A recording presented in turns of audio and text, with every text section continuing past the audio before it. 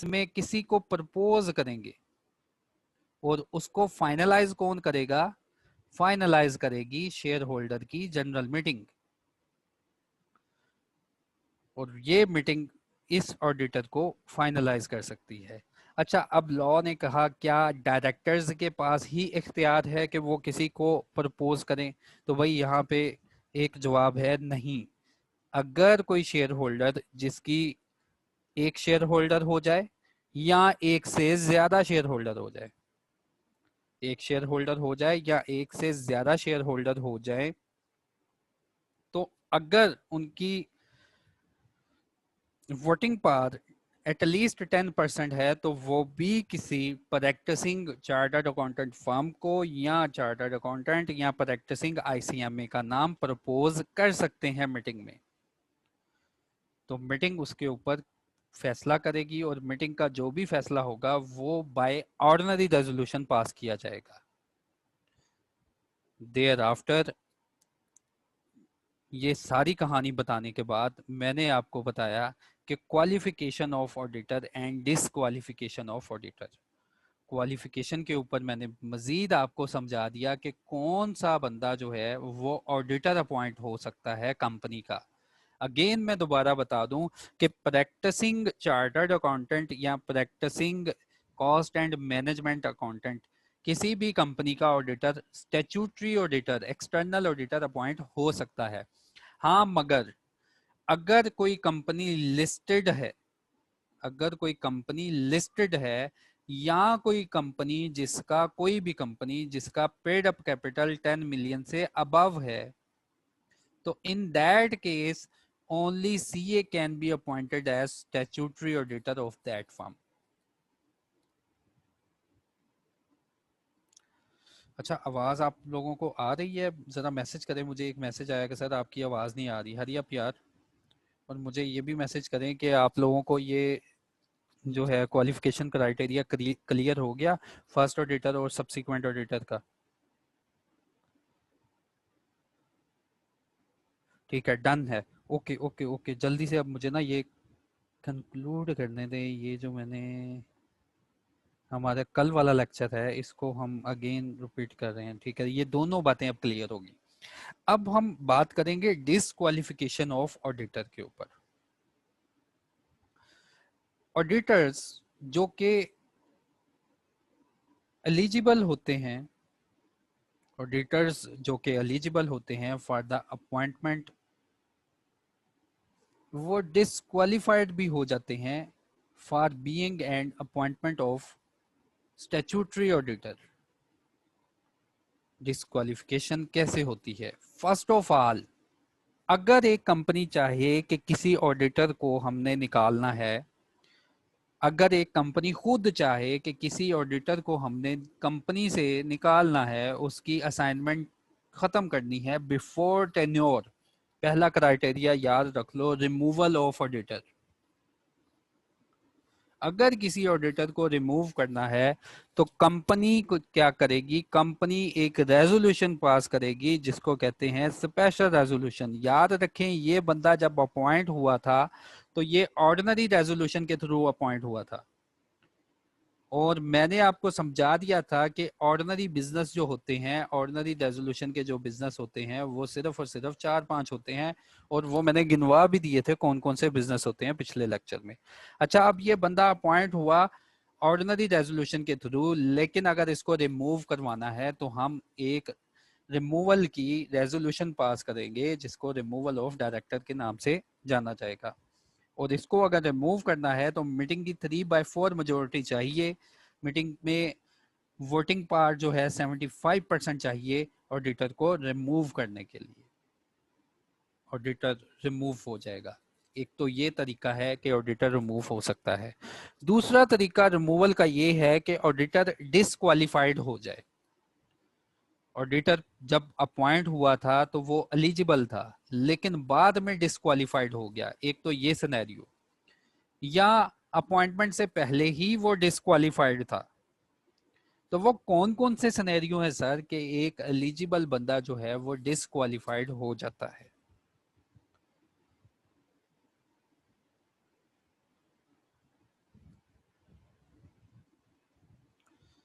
एक minute, partnership form का बता दें जी, बता दूंगा। तो नेक्स्ट देखते हैं, first one criteria, eligibility criteria. अगर तो कोई भी सीए या एसीएम में किसी फर्म का एम्प्लॉय या ऑफिसर रहा है, सॉरी किसी कंपनी का, अगर कोई सीए या एसीएम में किसी भी कंपनी का बच्चों एम्प्लॉय या कोई ऑफिसर रहा है, कोई उसने प्रॉफिट ऑफिस होल्ड किया है, तो ऐसा हर क्वालिफाइड सीए और एसीएम में उस खास कंपनी के लिए, जिस कंपनी में ये जॉब कर रहा था, उस खास कंपनी के लिए डिसक्वालिफाइड हो जाएगा अगर 3 साल का अरसा अभी नहीं गुजरा। मेरी बात को फॉलो करें जरा। अगर सीए या एसीएम में किसी कंपनी में जॉब कर रहा था, उसने जॉब छोड़ दी, उसने अपनी प्रैक्टिस स्टार्ट कर दी, एज एन ऑडिट की फील्ड में प्रैक्टिस स्टार्ट कर दी, तो क्या वही बंदा जिसने कंपनी में जॉब की थी उसी कंपनी का स्टैट्यूटरी ऑडिटर बन जाएगा? तो जवाब है नहीं। जब तक 3 साल नहीं गुजरेंगे, जब तक 3 साल का पीरियड नहीं गुजरेगा, तब तक ये वाला जो पर्सन है इस कंपनी का जिसमें इसने जॉब की थी as an statutory auditor appoint नहीं होगा। पहले ये कंडीशन थी। एक तो ये पर्सन अपॉइंट नहीं होगा, एक जो बंदा डायरेक्टर की एम्प्लॉयमेंट में है, जो बंदा डायरेक्टर की किसी एम्प्लॉयमेंट में या किसी डायरेक्टर की और फर्म में उसका पार्टनर होगा, तो वो पर्सन भी इस कंपनी का ऑडिटर अपॉइंट नहीं हो सकता। पहले 2 पॉइंट्स मैंने आपको बताए on the basis of job relationship, कि अगर आपका जॉब रिलेशन है कंपनी के साथ या जॉब रिलेशन है उसके किसी डायरेक्टर के साथ, तो ऐसा क्वालिफाइड सीए भी डिसक्वालिफाइड हो जाता है, वो अपॉइंट नहीं हो सकता। देयर आफ्टर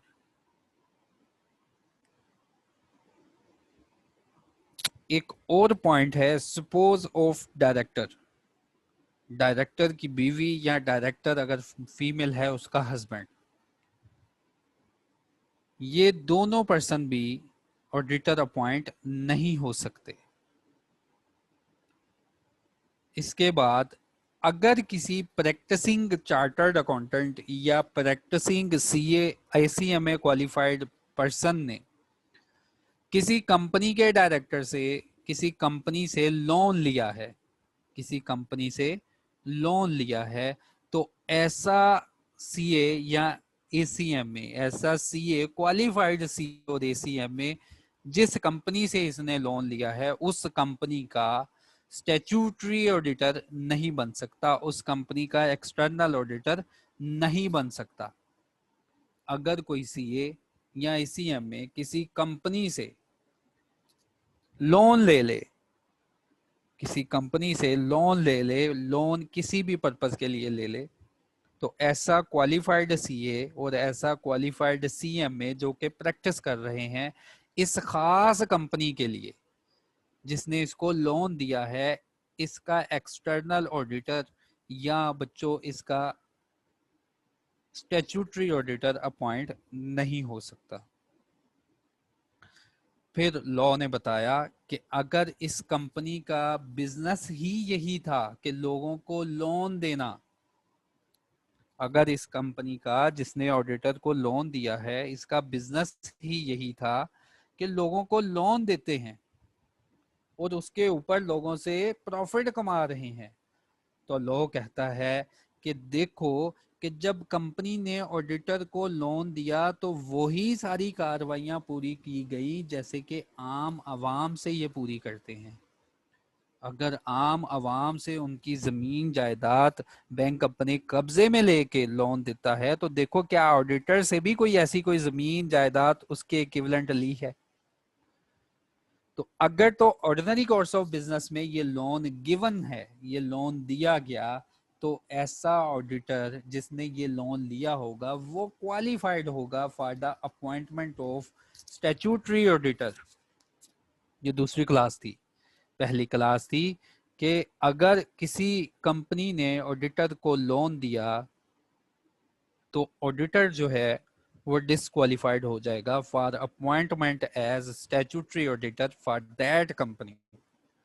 लेकिन अगर इसी कंपनी का ऑर्डिनरी कोर्स ऑफ बिजनेस, यानी कि इस कंपनी का बिजनेस है लैंडिंग, ये लोगों को पैसे उधार पे दे रहे हैं, तो इन दैट केस लाजमी है कि in the ordinary course of business में रहते हुए ऑडिटर को अगर लोन दिया तो वो ऐसा लोन नहीं गिना जाएगा डिस्क्वालिफिकेशन के लिए। देयर आफ्टर लॉ ने बताया कि अगर ऑडिटर्स जो है खुद लोन नहीं लेता, ऑडिटर खुद लोन नहीं लेता, फाइनेंशियल इंस्टीट्यूशन ने इस पर्सन को लोन दिया था, फाइनेंशियल इंस्टीट्यूशन ने इस कस्टमर को लोन दिया था, लेकिन ऑडिटर ने इस लोन के ऊपर गारंटी दे दी है कि अगर ये पर्सन आपको लोन ना दे तो मैं आपको लोन की अमाउंट अदा करूंगा। तो लॉ ने कहा इन दैट केस ये ऑडिटर भी, ये वाला ऑडिटर भी इस कंपनी के लिए डिस्क्वालिफाइड हो जाएगा, हालांकि उसने सीए किया हुआ है, हालांकि उसने सीएम में किया हुआ है, वो प्रैक्टिस परफॉर्म कर रहा है, लेकिन वो इस कंपनी का स्टैट्यूटरी ऑडिटर अपॉइंट नहीं हो सकता। हाँ अगर ये सारा काम, हाँ अगर ये सारा काम in the ordinary course of business हुआ है, अगर ये सारा काम in the ordinary course of business हुआ है, इस कंपनी ने जिसने लोन दिया है इसका काम ही यही है लोगों को लोन देना और किसी और से गारंटी ले लेना, तो लॉ कहता है इन दैट केस ये ऑडिटर अगर गारंटी भी देगा तो ये ऑडिटर डिस्क्वालिफाइड नहीं होगा। देयर आफ्टर एक और प्रोविजन है लॉ की जिसमें बताया गया था कि ऑडिटर या ऑडिटर की स्पोज या उसके माइनर चिल्ड्रन या ऑडिटर के पार्टनर्स अगर उन्होंने कंपनी में शेयर होल्ड नहीं किए, हाँ अगर स्टैच्यूट उसकी एसोसिएटेड कंपनी में कहीं शेयर होल्ड किए हुए हैं, तो वो ऑडिटर्स जो हैं कंपनी ए के लिए डिस्क्वालिफाइड हो जाएंगे। इस बात को मैं एलेबोरेट करूंगा। लेट्स सपोज ये एक ऑडिटर है, लेट्स सपोज ये एक ऑडिटर है, इसने इस कंपनी के लिए स्टैट्यूटरी ऑडिटर बनना है कंपनी ए के लिए। कंपनी ए में इस ऑडिटर की कोई इन्वेस्टमेंट नहीं है, हाँ लेकिन इस ऑडिटर की एक कंपनी में इन्वेस्टमेंट है जिसका नाम है कंपनी बी, और इसकी इस कंपनी में कोई इन्वेस्टमेंट है। लेकिन एक और बात याद रखें, कंपनी ए की कंपनी बी में सिग्निफिकेंट इन्फ्लुएंस की इन्वेस्टमेंट है जो कि इनको एसोसिएटेड कंपनीज बना देता है।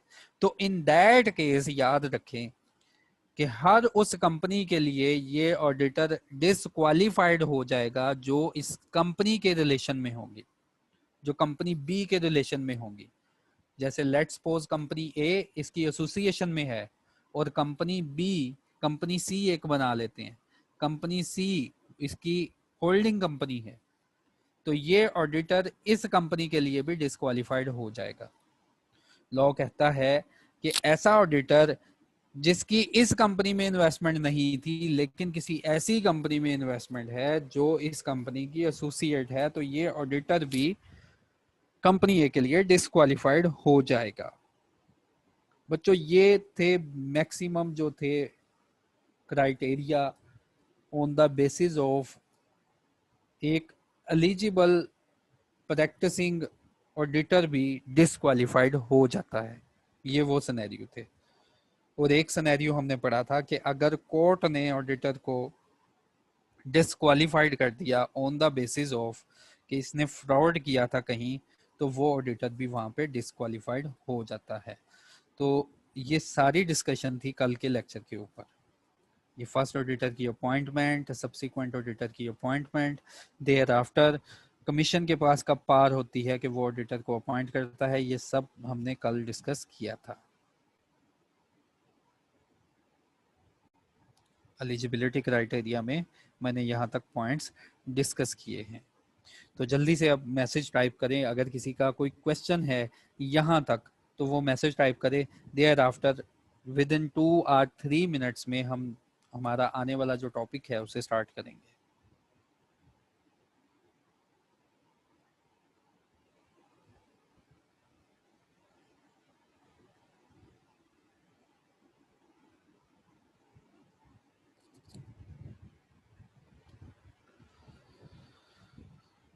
जी, यहाँ तक किसी का कोई क्वेश्चन है, क्लियर है तो मैसेज करें क्लियर का।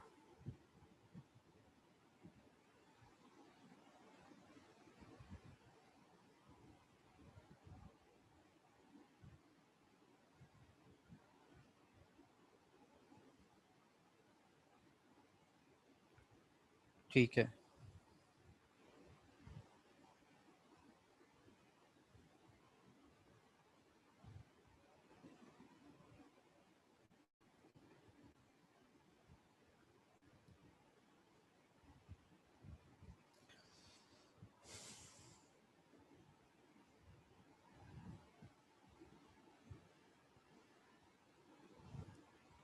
अब हम नेक्स्ट बात करेंगे। ये सारा क्राइटेरिया था कि एक ऑडिटर जो है वो डिस्क्वालिफाइड हो जाता है। नेक्स्ट देखिए, अभी मैंने आपको सिनेरियो बताया कि अगर एक ऑडिटर जिसने कोई शेयर होल्डर होल्ड किए हैं अपने ऑडिट क्लाइंट के, अगर वो उस कंपनी का ऑडिटर बनना चाहता है तो उसे चाहिए कि वो शेयर्स जो हैं within 90 days disinvest कर दे। अगर एक ऑडिटर किसी कंपनी का, किसी ऐसी कंपनी का ऑडिटर अपॉइंट होने जा रहा है, बात सुनिएगा, अगर एक ऑडिटर किसी ऐसी कंपनी का स्टैट्यूटरी ऑडिटर अपॉइंट होने जा रहा है जिस कंपनी ने उसने खुद इन्वेस्टमेंट की हो या उसके पार्टनर्स ने इन्वेस्टमेंट की हो, उसको चाहिए कि ये फैक्ट कंपनी के सामने डिस्क्लोज करे। उसे चाहिए कि वो ये fact at the time of his appointment disclose करे कि मेरे इस कंपनी में शेयर्स हैं। आफ्टर द अपॉइंटमेंट लॉ की रिक्वायरमेंट है कि ये auditor with in 90 days in shares को डिस इन्वेस्ट करेगा, इन शेयर को बेच देगा, फिर ये पर्सन जो है कंपनी का स्टैट्यूटरी ऑडिटर बन सकता है। लॉ की पहली रिक्वायरमेंट थी कि वो पर्सन एलिजिबल ही नहीं है जिसने किसी कंपनी में इन्वेस्टमेंट की है उस कंपनी का स्टैट्यूटरी ऑडिटर बन जाए। फिर लॉ ने थोड़ी सी रिलैक्सेशन दी कि हाँ चलो, अगर तुमने अपॉइंट होना है उसी कंपनी का स्टैट्यूटरी ऑडिटर तो तुम्हें 90 डेज के अंदर वो वाली इन्वेस्टमेंट शेयर्स जो तुम्हारे पास हैं उनको डिस इन्वेस्ट करना होगा। देयर आफ्टर एक और बात जो है लॉ ने एक्सप्लेन की कि लेट्स सपोज अगर कोई क्रेडिट कार्ड कंपनी है, क्रेडिट कार्ड कंपनी है, ऑडिटर्स जो है उसके पास उस कंपनी का क्रेडिट कार्ड था, तो उसने क्रेडिट कार्ड को यूज किया, तो इसका मतलब ऑडिटर तो उसका उसकी इंडेप्टनेस में आ गया, ऑडिटर उसका कर्जई बन गया। तो यहाँ पे लॉ ने मजीद क्लैरिफाई किया, अ पर्सन हु ओज। बच्चों ये वाला जो एमसीक्यू है ना, इसको अच्छी तरह याद कर लेना, ये पास पेपर में कई बार पूछी गई बात। पास पेपर में बताया जाता है कि लॉ कहता है कि हर वो बंदा जिसने कंपनी से लोन लिया है, अभी मैंने आपको बताया अभी, वो कंपनी के लिए डिसक्वालिफाइड है as an appointment of external auditor. तो बाज दफा ऐसा होता है कि लोन लिया होता है लेकिन फिर भी पर्सन जो है अपॉइंट हो जाता है, वो सिनेरियो बताओ। तो यहाँ पे हम बताएंगे अ पर्सन हु ओज, एक ऐसा पर्सन जो कि कर्जा लेता है, a sum of money not exceeding 1 million rupee to a credit card issuer। एक पर्सन जो कि एक क्रेडिट कार्ड कंपनी से अप टू 1 million रुपी का क्रेडिट ले लेता है, वो are a sum to a utility company in the form of unpaid dues for a period not exceeding 90 days। और अगर एक यूटिलिटी कंपनी है, लेट्स सपोज वापटा, वासा utility company, let's suppose Imtiaz वगैरह, अगर आप इनसे कोई सम ऑफ मनी लोन लेते हैं और पीरियड जो है 90 डेज का एक्सीड नहीं होता, तो इसको नहीं गिना जाता, shall not be deem to be indebtedness to the company. तो ऐसे लोन को नहीं गिना जाता कि आपने कंपनी से लोन लिया है। A person shall also not be qualified for appointment of the auditor of the company if he is disqualified for the appointment as an auditor of any other company which is that company subsidiary or holding company। Law ने कहा कि अगर किसी खास company में आप disqualified हैं, किसी सब्सिडरी के लिए डिस्क्वालिफाइड हैं, तो लॉ ने कहा आप होल्डिंग के लिए भी डिस्क्वालिफाइड हैं और उसकी एसोसिएटेड कंपनी के लिए भी डिस्क्वालिफाइड हैं। लेट्स सपोज अगर आपने किसी एक कंपनी में भी आपकी डिस्क्वालिफिकेशन है, आप एक कंपनी में अपॉइंट नहीं हो सकते, तो लॉ कहता है ऐसा ऑडिटर ना तो सब्सिडरी के लिए अपॉइंट होगा और ना होल्डिंग कंपनी के लिए अपॉइंटमेंट होगी उसकी। फिर अगर आफ्टर हिज अपॉइंटमेंट, अगर आफ्टर अपॉइंटमेंट ऑडिटर डिसक्वालिफिकेशन के ऊपर है, तो लॉ कहता है हम सोचेंगे कि ऑडिटर जो है उसकी उसी वक्त ऑफिस जो है वो विकेट हो गया जब उसको डिसक्वालिफिकेशन का पता चला। जब सबको पता चल जाएगा कि ये ऑडिटर जो है डिसक्वालिफिकेशन के ऊपर है, तो ये पर्सन उसी वक्त अपना ऑफिस विकेट कर देगा। A person not being qualified to be an auditor of the company or being or having become subject to any disqualification to act as auditor of the company shall be liable to the penalty level of 2। और अगर ऐसा auditor जो कि disqualified है लेकिन फिर भी company का एक्सटर्नल ऑडिटर अपॉइंट है, तो लॉ ने बताया ऐसे पर्सन के ऊपर लेवल 2 की पेनल्टी है। Appointment as auditor of a company of an unqualified person. Unqualified person का मतलब ना तो उसकी एजुकेशन थी, हाँ अगर एजुकेशन थी तो उसकी डिसक्वालिफिकेशन थी, जो कि डिसक्वालिफिकेशन हमने पीछे पढ़ी है, उनमें से कोई क्राइटेरिया फुलफिल हो रहा था। Of a person who is subject to any disqualification to such act shall be void. Law कहता है अगर आप किसी अनक्वालिफाइड पर्सन को अपॉइंट करेंगे तो उसकी अपॉइंटमेंट ही वाइड होगी। And where such appointment is made by a company, और अगर कंपनी ऐसी अपॉइंटमेंट करेगी, the commission may appoint a qualified person in place of the auditor as appointed by the company. तो अगर कोई कंपनी किसी डिसक्वालिफाइड पर्सन को as an auditor appoint करेगी, तो कमीशन के पास पार चली जाती है कि ऐसी कंपनी का ऑडिटर कोई अपॉइंट कर दे।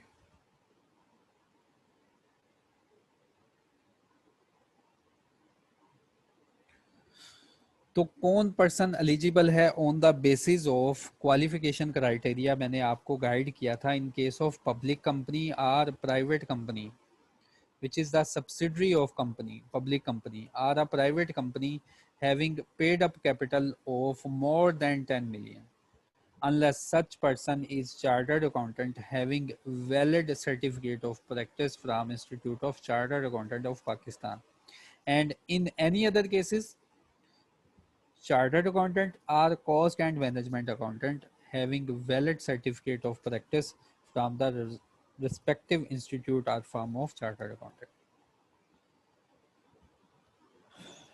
A firm whereof majority of practicing partners are qualified for appointment shall be appointed by its firm name। बाज़ दफ़ा आपने देखा होगा कि कंपनीज जो होती हैं फर्म को अपॉइंट कर रही होती हैं। देखिए लॉ की रिक्वायरमेंट है कि स्टैट्यूटरी ऑडिटर जो होगा वो क्वालिफाइड पर्सन होगा, क्वालिफाइड पर्सन होगा, वो सीए क्वालिफाइड होगा या सीएमए क्वालिफाइड होगा। लेकिन लॉ कहता है बाज दफा ऐसा होता है कि ये जो सीए क्वालिफाइड या सीएमए क्वालिफाइड लोग हैं आपस में मिलके फर्म बना लेते हैं, पार्टनरशिप कर लेते हैं कि हम ऑडिट क्लाइंट को पकड़ेंगे, उसका ऑडिट करेंगे और जो मुनाफा होगा, जो फी होगी, आपस में बांट लेंगे।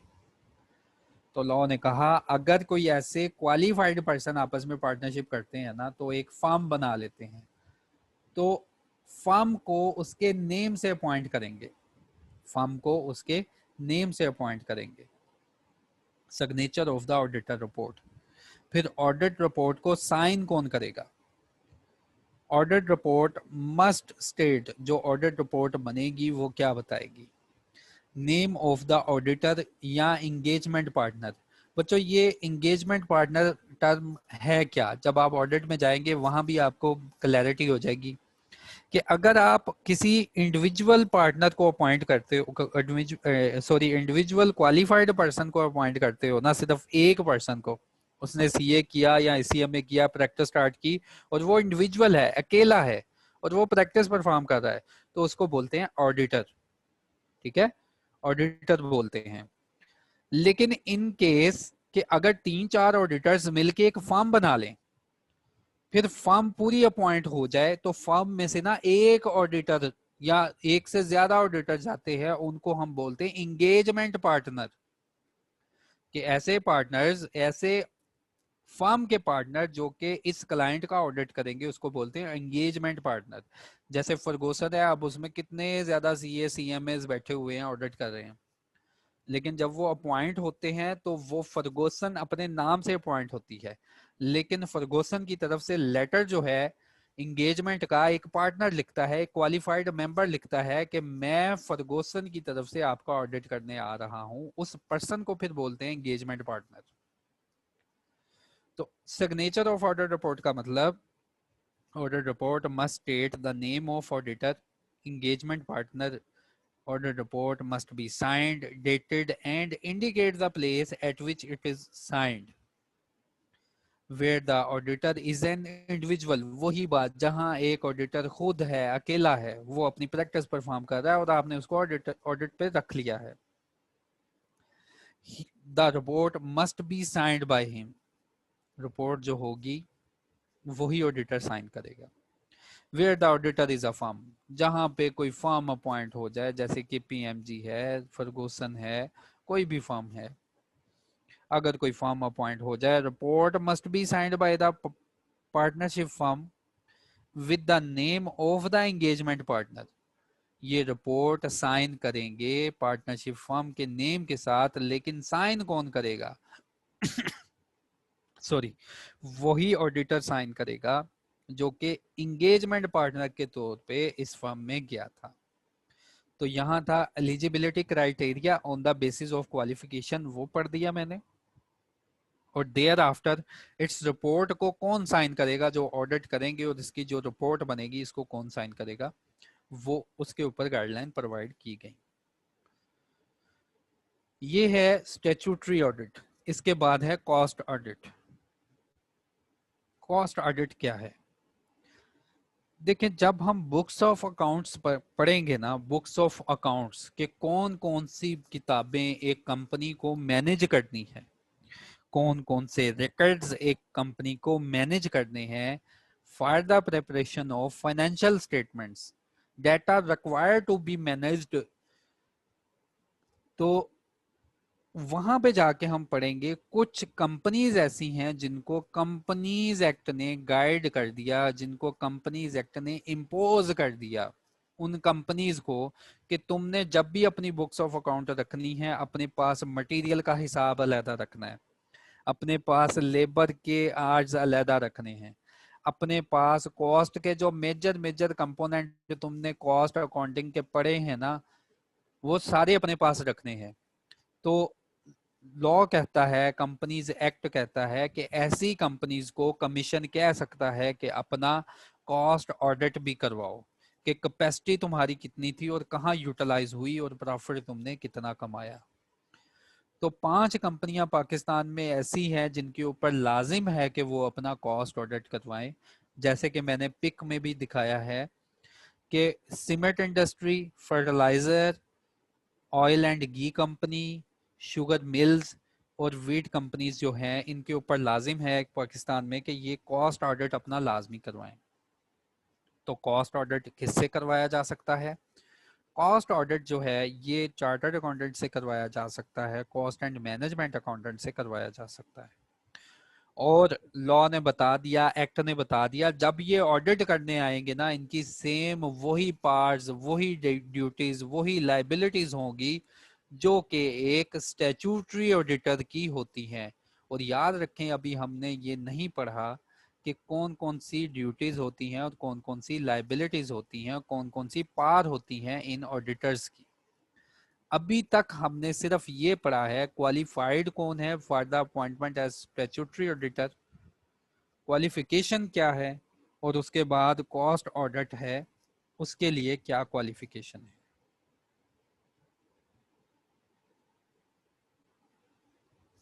बच्चों जो पीछे तक मैंने आपको पढ़ाया वो मोस्ट इम्पोर्टेंट है for the exam point of view. कई दफा एग्जाम उस एरिया से बन के आता है। लास्ट टाइम भी 2 नंबर का क्वेश्चन ऑडिट के सेक्शन में आया है, और उससे पिछले पेपर में ऑडिट में से कमीशन की पार्ट पूछी गई है कि कमीशन का राइट बता दें कि कब कब वो ऑडिटर को अपॉइंट कर सकता है। Auditor right to information, auditor के पास कौन कौन से राइट होते हैं और वो कौन कौन सी इंफॉर्मेशन हासिल कर सकता है, और अगर किसी ने इंटरप्ट किया, अगर किसी ने उसको इंटरप्ट किया तो हर उस बंदे पर जो उसको इंटरप्ट करता है लेवल 3 की पेनल्टी इंपोज कर दी गई लॉ ने। ठीक है, ये एंड वाली स्लाइड का, ये स्लाइड का एंड वाला जो पैरा है उसको मैं एक्सप्लेन कर रहा हूं बच्चों, कि ऑडिटर के पास पावर्स होती हैं कि वो कोई भी डॉक्यूमेंट जो कि रिलेटेड है कंपनी से आपसे क्लेम करवा ले, कंपनी की मैनेजमेंट से क्लेम करवा ले, या हर उस बंदे से क्लेम करवा ले जो इसकी कस्टडी में है।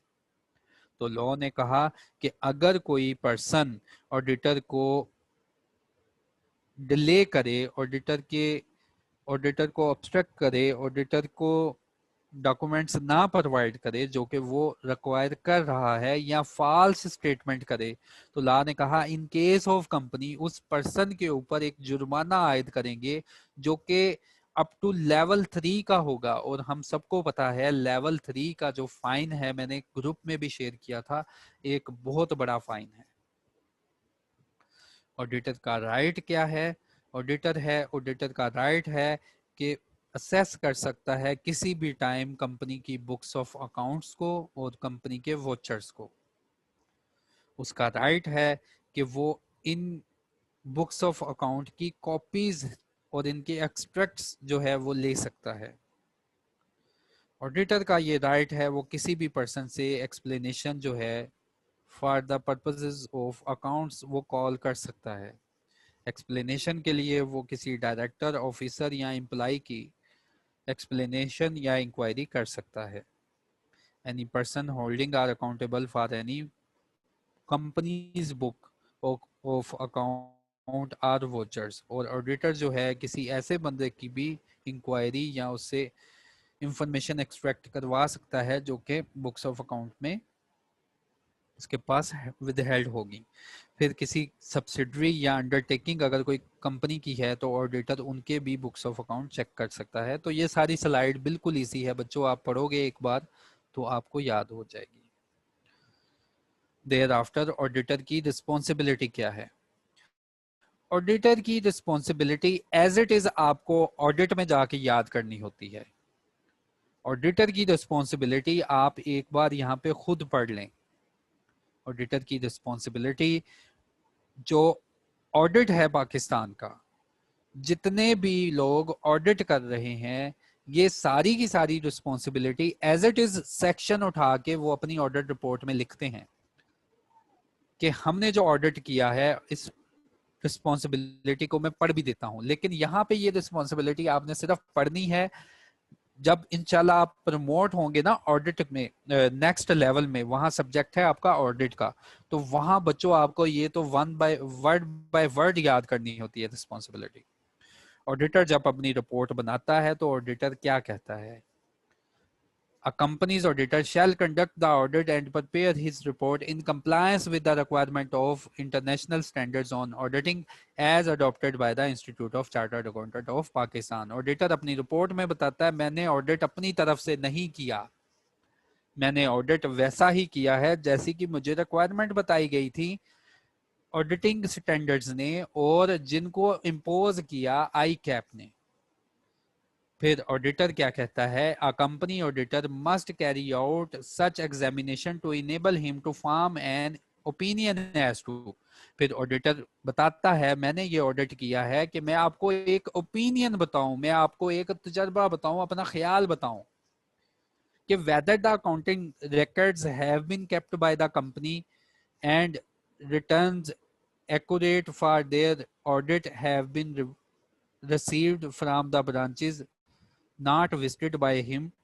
ऑडिटर बताएगा कि क्या वाकई ही बुक्स ऑफ अकाउंट वैसे ही केप्ट किए हैं जैसे लॉ ने बताया है, और क्या वो रिटर्न्स जो कि कंपनी की डिफरेंट ब्रांचेस कंपनी को भेज रही हैं जो मैंने विजिट नहीं की, क्या वो वाकई ही एक अच्छे मैनेज के अच्छे तरीका कार से वो मैनेज की गई हैं। whether the company's financial statement are in agreement with the accounting records and return। फिर उन्होंने कह दिया कि फाइनेंशियल स्टेटमेंट्स, ऑडिटर एक गवाही एक और देगा कि कंपनी की फाइनेंशियल स्टेटमेंट क्या वैसे ही बनी है जैसे कि लॉ ने रिक्वायर किया है। तो ये सारी एक बच्चों एक रिस्पॉन्सिबिलिटी है, आप इसको पढ़ेंगे तो इंशाल्लाह क्लियर हो जाएगी पिक्चर आपको। ठीक है, एक बार इसको पढ़ लें। ये सारा सेक्शन जो है आपको ऑडिट की फील्ड में जाके याद करना होगा, इसमें कोई ऐसी बात नहीं है जो कि मुश्किल हो। तो अब मैं क्वेश्चनिंग की तरफ आऊँगा। आप लोगों का कोई जो कंसर्न है आज के लेक्चर से, या आज के लेक्चर में कोई चीज़ अगर आपको समझ नहीं आई तो वो ज़रा मुझे बताएं, मैं उसके बारे में फिर आपको गाइड करूँ। ये 65 क्वेश्चंस हैं मेरे पास, तो स्टार्ट करते हैं सबसे पहले। जी अगर किसी का कोई क्वेश्चन है तो काइंडली टाइप करें, मैं वेट कर रहा हूँ।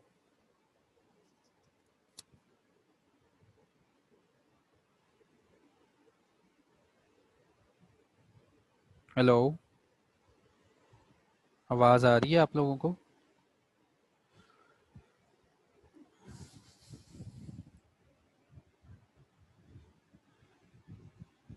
पार्टनरशिप फॉर्म का इकरा कह रही है स्टार्ट में बता दिया था, दोबारा बता दें। इकरा, बाज दफ़ा ये होता है कि आप अपनी क्वालिफिकेशन करने के बाद ना, अगर आप कहते हैं कि मैं खुद कैपेबल हूँ कि मैं एक ऑडिट कर सकता हूँ, ठीक है, तो आप इंडिविजुअल ऑडिटर काम कर सकते हैं अपनी कोई टीम के साथ। अपनी टीम, जैसे आप अपने पास MBA BCom अपने पास एक टीम बनाएं और उसको लीड करें, आप अपनी प्रैक्टिस आप परफॉर्म करें। ठीक है, तो इन दैट केस लॉ कहता है कि आप ऑडिट कर सकते हैं क्योंकि आप सारी रिक्वायरमेंट पूरी कर रहे हैं। लेकिन बाज दफा होता है कि कुछ कुलीग्स आपस में मिल जाते हैं, कुछ क्वालिफाइड पर्सन आपस में मिलके एक फर्म बना लेते हैं, एक पार्टनरशिप फर्म बना लेते हैं जो कि ऑडिटर्स की होती है, कि हमने ना पाकिस्तान में जितनी भी कंपनीज होंगी उन सबका ऑडिट करना है, और जो फी होगी वो आपस में एग्रीड, जो हमारा पार्टनरशिप एग्रीमेंट है उसके तहत इसको डिवाइड कर लेंगे। तो इन दैट केस वो फर्म कहलाती है पार्टनर्स की, कि इसमें ये पार्टनर्स मौजूद हैं, ये ऑडिटर्स हैं, ये ऑडिट करेंगे। अब एक कंपनी है, वो कहती है आ जाए जी फर्म साहब आप हमारा ऑडिट करें, तो क्या सारे पार्टनर्स उठ के चले जाएंगे? सारे पार्टनर्स उठ के नहीं जाएंगे, इनमें से एक पर्सन जाएगा और ये दूसरे उसकी सुपरविजन में जा सकते हैं, लेकिन रिस्पॉन्सिबल एक पर्सन जाएगा जिसको बोलते हैं इंगेजमेंट पार्टनर। वो जाएगा इस कंपनी में, नाम यूज होगा फर्म का कि फर्गोसन फर्म अपॉइंट होगी, लेकिन अब फर्गोसन के अब सारे पार्टनर उठ के जाके बैठ जाएं कि फर्म अपॉइंट हो गई अब सारे आ जाओ इसका ऑडिट करें, नहीं। वहां में से एक कोई मखसूस पार्टनर जाएगा जिसको बोला जाता है इंगेजमेंट पार्टनर। फिर ऑडिट रिपोर्ट बनेगी, उसके एंड पे लिखा होगा कि ये ऑडिट किया फर्म ने, फर्गोसन ने, लेकिन इसको साइन कौन करेगा? वही एंगेजमेंट ऑडिटर जो कि ये ऑडिट करने गया था। ये है फर्म की सेंस और एंगेजमेंट पार्टनर। जी मैंने बता दिया एंगेजमेंट पार्टनर का। आरिफ मैंने बता दिया एंगेजमेंट पार्टनर का। Sir in a listed company only, जी Nabila, in a listed company and every company having a paid up capital of more than 10 million.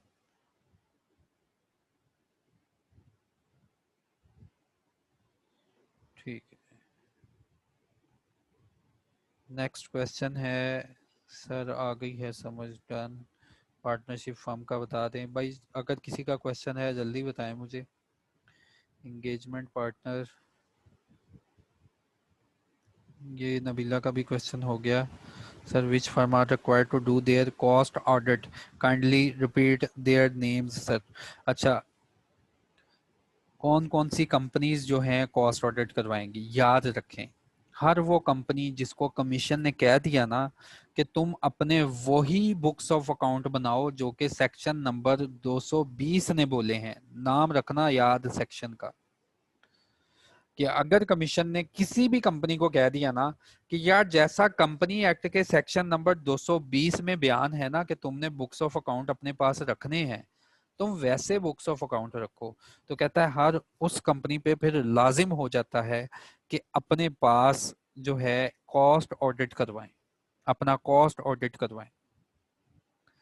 तो वो 5 कंपनीज जिनके ऊपर लाजमी है, इनके अलावा एक तो वो कंपनी जिसको कमीशन खुद कह देगा कि वो सारे बुक्स ऑफ अकाउंट मैनेज करो जो कि सेक्शन नंबर 220 ने बोले हैं, और कॉस्ट के रिकॉर्ड्स मैनेज करो जो कि सेक्शन नंबर 220 ने बोले हैं, तो वो कंपनी फिर अपना कॉस्ट ऑडिट भी करवाएगी।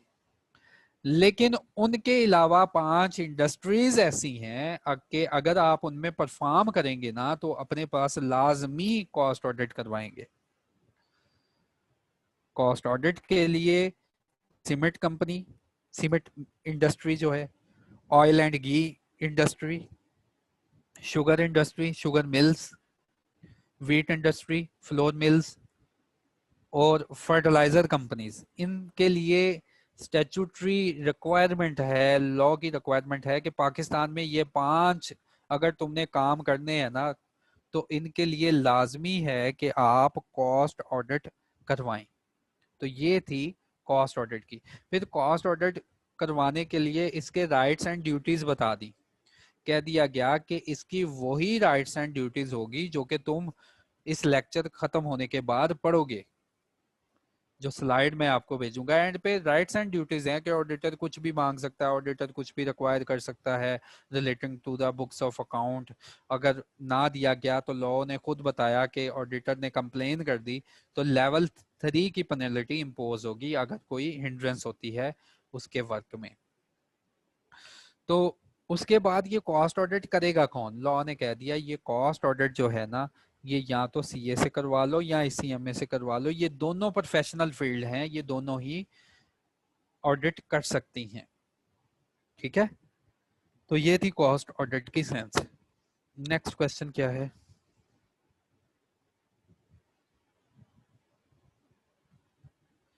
Next question, why commission selected 5 industries only. Commission ने ये 5 इंडस्ट्रीज क्यों सिलेक्ट की है? ये जवाब मैं कमीशन से लाजमी पूछूंगा गुलाम, कि 5 इंडस्ट्रीज ही क्यों सिलेक्ट की, बाकियों का क्या किया है। ठीक है। अच्छा सर, मेरे क्वेश्चन आपको शो हो रहे हैं। जवेरिया, आपका क्या क्वेश्चन था? जवेरिया का क्या क्वेश्चन था? जवेरिया, जवेरिया आपका क्वेश्चन क्या था? मेरे पास अभी आपका मैसेज आया कि आपका, सर मुझे क्वेश्चन नहीं शो हो रहे। एंगेजमेंट पार्टनर रिपीट कर दें। एंगेजमेंट पार्टनर मैंने रिपीट कर दिया। 10 मिलियन से ज़्यादा पेड अप कैपिटल हो लिस्टेड कंपनी का तो ऐसी, ये मैंने क्लियर कर दिया था जवेरिया आपको कि सीएमए की क्वालिफिकेशन। देखिए सीएमए जो कोर्स है ये मैनेजमेंट रिलेटेड है, इंशाल्लाह इसको परफॉर्म करने के बाद CFO, company secretary, listed company के आप चीफ अकाउंटेंट कुछ भी बन सकते हैं। हम कोड ऑफ कॉर्पोरेट गवर्नेंस पढ़ेंगे ना तो वहाँ देखना सीएमए की भी पावर्स बहुत ज़्यादा हैं।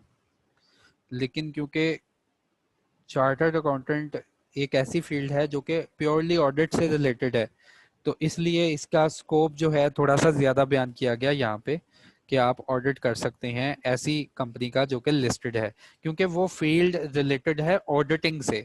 और ये जो फील्ड आपने ज्वाइन की, ये वर्थी फील्ड, ये वाली फील्ड जो है ये रिलेटेड है मैनेजमेंट से, आपको मैनेजमेंट के कोर्स करवाए जाएंगे।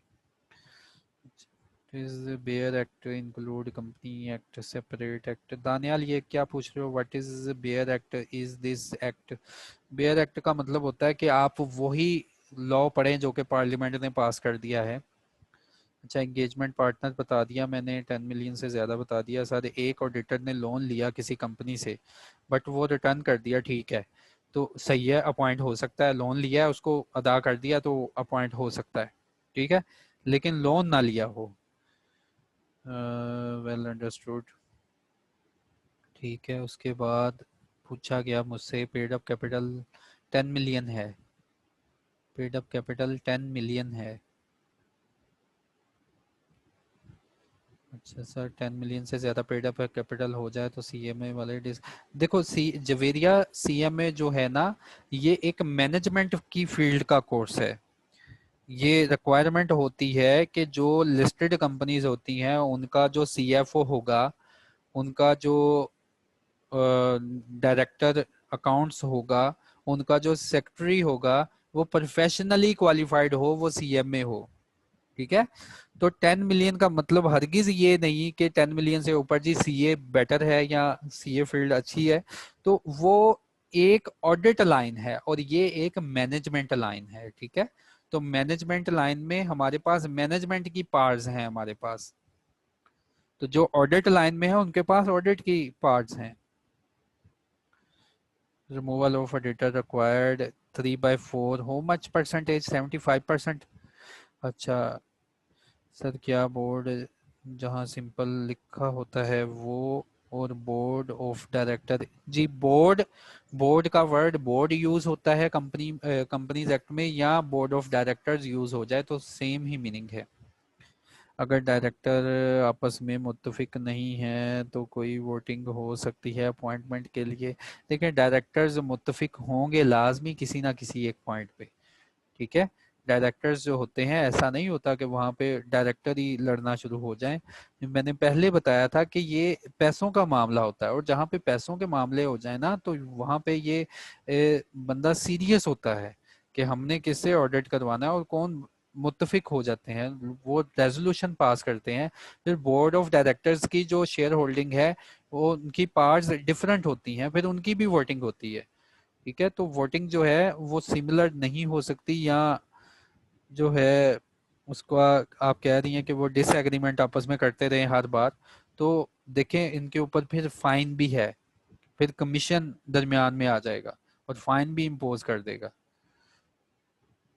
अच्छा, इसके दरमियान, इसके बाद क्वेश्चन नंबर, तो चले सम अप करते हैं आज के ऑडिट के टॉपिक को। ये टॉपिक मैंने क्यों पढ़ाया बच्चों? मैंने आपको पहले करवाया था मीटिंग का एक अच्छा खासा पोर्शन। उस मीटिंग के पोर्शन में मैंने आपको बताया था कि शेयर होल्डर्स जो हैं उन्होंने कुछ बातें डिसाइड करनी होती हैं, उन्होंने कुछ फैसला करना होता है। ये मीटिंग का नोटिस है मेरे पास,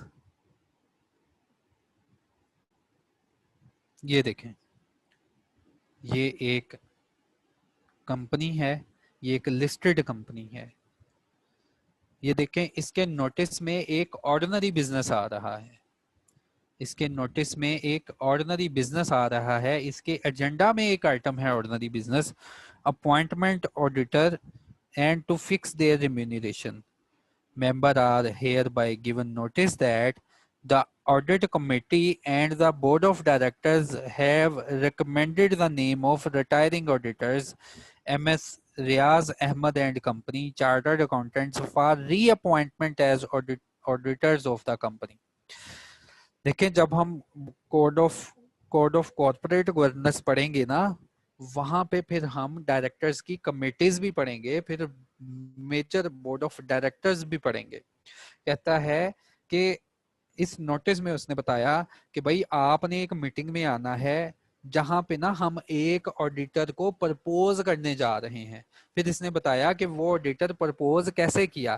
कहता है जी, पहले तो एक थी कंपनी की ऑडिट कमेटी, कंपनी की एक ऑडिट कमेटी थी जिसमें डायरेक्टर्स थे।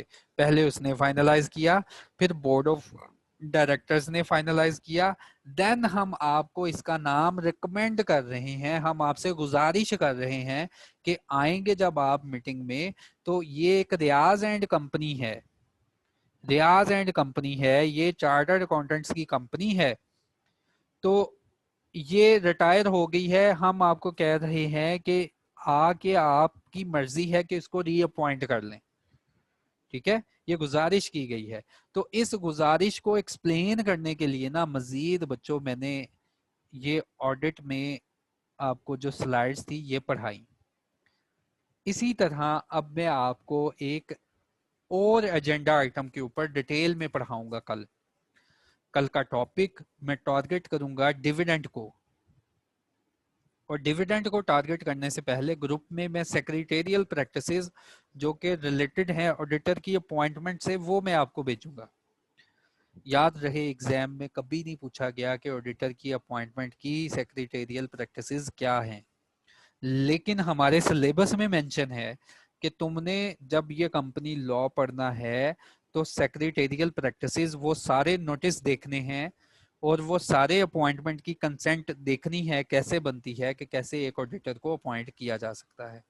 और वो बच्चों लैंग्वेज फिक्स होती है, वो नोटिस फिक्स होते हैं, कोई भी कंपनी उसमें एग्जाम लगा के अपना नोटिस बना सकती है, ठीक है। तो आज का मेरा टॉपिक था जो कि मैंने टारगेट किया ऑडिटर्स का, और इंशाल्लाह कल का मेरा टॉपिक होगा डिविडेंड के ऊपर, कि ये डिविडेंड है क्या, ये कैसे अप्रूव होता है, ये कैसे रिकमेंड होता है, ठीक है। रिकमेंड का मतलब बोर्ड ऑफ डायरेक्टर आपको गुजारिश करेंगे, बोर्ड ऑफ डायरेक्टर आपको मशवरा देंगे, जैसे नीचे ऑडिटर का मशवरा दिया था ना कि हम आपको मशवरा दे रहे हैं कि ये वाला ऑडिटर रख लें, इसी तरह डिविडेंड हम इंशाल्लाह कल स्टार्ट करेंगे।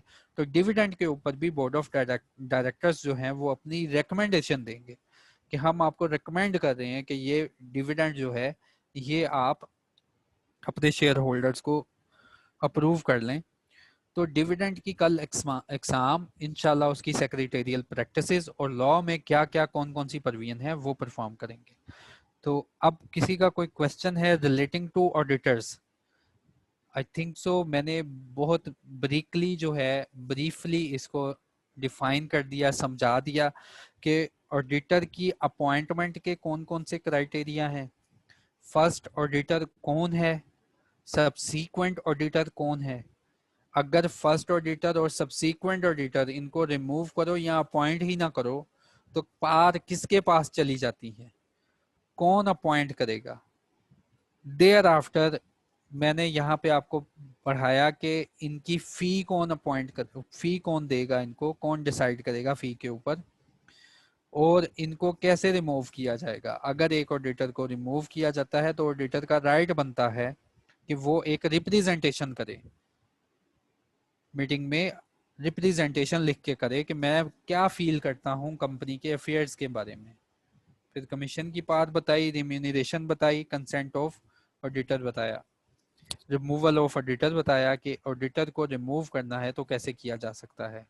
देयर आफ्टर डिटेल में मैंने एलिजिबिलिटी क्राइटेरिया और आज तो मैंने पिक्चर्स बना के समझा दिया कि एक ऑडिटर जो है एक क्वालिफाइड, एक सीए क्वालिफाइड, एक सीएमए क्वालिफाइड बंदा किसी भी कंपनी के लिए इन एलिजिबल हो जाता है, वो किसी भी कंपनी के लिए डिस्क्वालिफाइड हो जाता है कि उसको ऑडिट करने नहीं दिया जा सकता। तो एक्सटर्नल ऑडिटर को याद रखना है स्टैट्यूटरी ऑडिटर भी बोला जाता है। तो देयर आफ्टर मैंने आपको ये पढ़ाया कि इनकी क्वालिफिकेशन क्या होती है, फिर मैंने बताया कि ऑडिट रिपोर्ट को साइन कौन करता है। जी मैं बताने लगा हूँ, ऑडिट रिपोर्ट को साइन कौन करता है।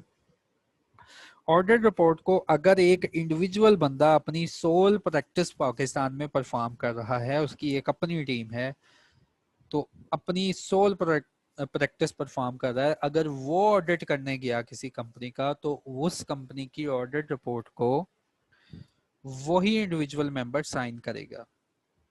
हाँ, अगर तीन चार क्वालिफाइड सीए या सीएमए आपस में मिल जाएं, एक फर्म बना लें, तो पार्टनरशिप जो फर्म है वो अपॉइंट तो होगी अपने नाम के साथ, लेकिन सारे के सारे पार्टनर्स उठ के ऑडिट करने नहीं चले जाएंगे। अगर सबने भी जाना हुआ तो किसी एक की सुपरविजन में जाएंगे। एक पर्सन लेटर लिखेगा कंपनी को कि आपने लेट्स सपोज रियाज अहमद को अपॉइंट किया है अपना स्टैट्यूटरी ऑडिटर, तो मैं मिस्टर कैसर इकबाल वहां पे एक सीए क्वालिफाइड मेंबर हूं, मैं आपको खत लिख रहा हूं कि मैं अपनी टीम लेके आने लगा हूं। ठीक है, तो वो जो बंदा लिखता होता है ना खत और जाके अपनी सुपरविजन में ऑडिट परफॉर्म करवाएगा फर्म की तरफ से, उसको बोलते हैं एंगेजमेंट पार्टनर। फिर इन दैट केस फर्म में इन दैट केस अगर ऑडिट रिपोर्ट फाइनलाइज होगी तो यही एंगेजमेंट पार्टनर उस रिपोर्ट को साइन करेगा, लेकिन फर्म का नाम यूज करके ऑडिट रिपोर्ट को साइन करेगा। देयर आफ्टर मैंने आपको बताया कि कॉस्ट ऑडिट भी कोई चीज होती है। कंपनीज एक्ट का सेक्शन नंबर 2020 उसमें बताया गया है कि कुछ कंपनीज जो हैं उनको रिक्वायर्ड है कि वो अपने कॉस्ट कंपोनेंट्स के ऊपर बुक्स ऑफ अकाउंट को मैनेज करें। तो वो तमाम कंपनियां और हर वो कंपनी जिसको कमीशन खुद कह दे आके, एससीसीपी खुद कह दे, इंफॉर्म कर दे कि भाई तुमने भी कॉस्ट ऑडिट को मैनेज करना है, तुमने भी कॉस्ट कंपोनेंट को मैनेज करना है, तो वो सब लोग चार्टर्ड अकाउंटेंट या सीएम में से, इसके ऊपर कोई लिमिट नहीं यार कि पेड अप कैपिटल कितना हो कॉस्ट ऑडिट में। कॉस्ट ऑडिट में याद रखो कोई लिमिट नहीं, जितना मर्जी पेड अप कैपिटल हो, इन दोनों में से कोई पर्सन भी कॉस्ट ऑडिट परफॉर्म कर सकता है, कैपेसिटी ऑडिट परफॉर्म कर सकता है। पाकिस्तान में 5 इंडस्ट्रीज ऐसी हैं जो कि बाय डिफॉल्ट कमीशन ने बोल दिया है, एससीसीपी ने बोल दिया है कि ये अपना हर साल कॉस्ट ऑडिट करवाया करेंगी और रिपोर्ट पब्लिश किया करेंगी। देयर आफ्टर मैंने आपको बताया कि राइट्स क्या होते हैं ऑडिटर के।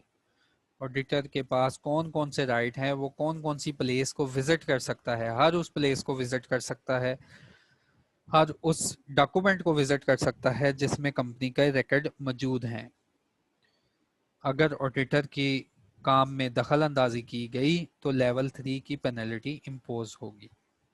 ड्यूटीज ऑफ ऑडिटर में मैंने आपको कहा, एक बार इसको खुद पढ़ लें, बिल्कुल आसान ड्यूटीज हैं और ये word to word audit report में यही बातें लिखी जाती हैं। आप किसी भी कंपनी की ऑडिट रिपोर्ट देखें, इनफैक्ट मैं आपको एक ऑडिट रिपोर्ट भी भेज दूंगा, आप देखेंगे कि ये जो सेक्शन नंबर 249 है, ऑडिटर जब अपनी रिपोर्ट बनाएगा तो हवाला देगा कि मैंने ऑडिट किया है जैसा कि इंटरनेशनल अकाउंटिंग स्टैंडर्ड ने मुझे बताया वैसे, और जैसा कि कंपनीज एक्ट के सेक्शन नंबर 249 ने मुझे मेरी ड्यूटीज लगाई थी वैसे मैंने ये ऑडिट किया है।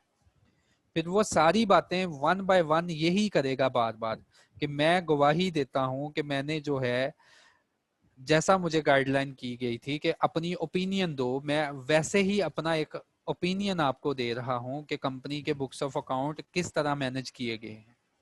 ठीक है, ये सारे ओपिनियन है कि यहाँ पे ओपिनियन ये भी है कि वेदर द ज़कात है बिन डिडक्टेड और नॉट। ज़कात के ऊपर भी कंपनीज एक्ट सख्त है, वो कहता है जी देखो कंपनी ने ज़कात डिडक्ट की है डिविडेंड से।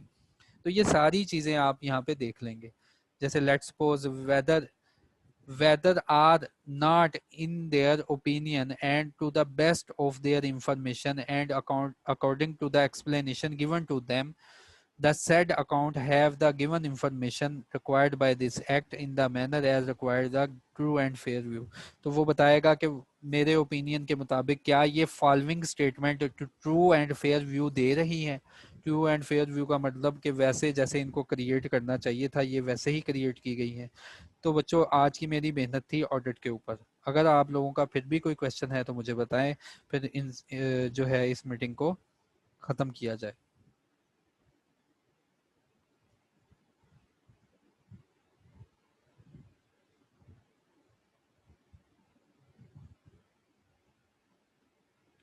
चले, मजीद इसके अलावा अगर किसी का कोई क्वेश्चन है only related to the corporate law तो वो सोशल ग्रुप में पूछे।